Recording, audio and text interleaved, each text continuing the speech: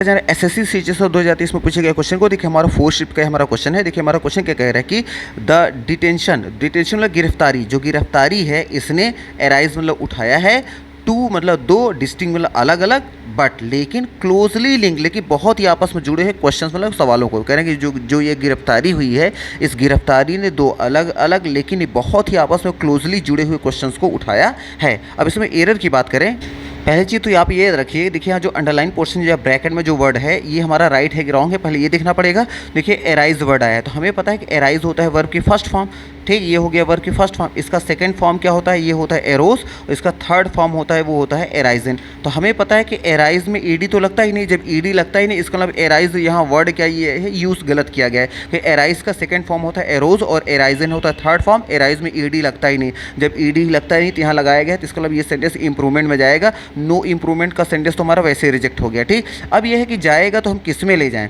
अब देखिए यहाँ ऑप्शन में अगर, अच्छा देखिए ऑप्शन में देखिए तो एराइज का कहीं वर्ड ऑप्शन दिया नहीं है। अच्छा क्यों नहीं दिया गया है, क्योंकि देखिए एराइज का मतलब होता है उठना और जो आया और रेज का मतलब होता है उठाना। तो हमें पता है कि इस गिरफ्तारी ने दो अलग अलग लेकिन बहुत ही आपस में जुड़े हुए क्वेश्चन उठे नहीं है, बल्कि क्वेश्चन को उठाए हैं, क्वेश्चन को खड़ा किया है। तो एराइज मतलब होता है उठना और रेज का मतलब होता है उठाना। तो यहाँ रेज की ज़रूरत थी, एराइज की कोई ज़रूरत थी ही नहीं, इसलिए ऑप्शन में देखिए एराइज का ऑप्शन कहीं दिया नहीं है, ठीक। अच्छा चलिए मान लें एराइज, अब क्या है रेज लगेगा, तो रेज जो लगेगा हम क्या, ये जो आएगा यहाँ देखिए पहला ऑप्शन ए में अगर देखें तो यहाँ रेज्ड आया। अभी हम रेज्ड टू डिस्टिंक्ट अगर क्वेश्चंस लिखें या फिर रेजेस टू डिस्टिंक्ट क्वेश्चंस लिखें, और यहाँ अच्छा इंक्रीज देखिए, अच्छा इंक्रीज का मतलब होता है किसी चीज़ की मात्रा को बढ़ाना। तो कि यहाँ कोई चीज़ की मात्रा या किसी चीज़ की लेवल को बढ़ाने की बात कहीं आई नहीं, इसलिए ऑप्शन डी क्या हो जाएगा, रिजेक्ट हो जाएगा।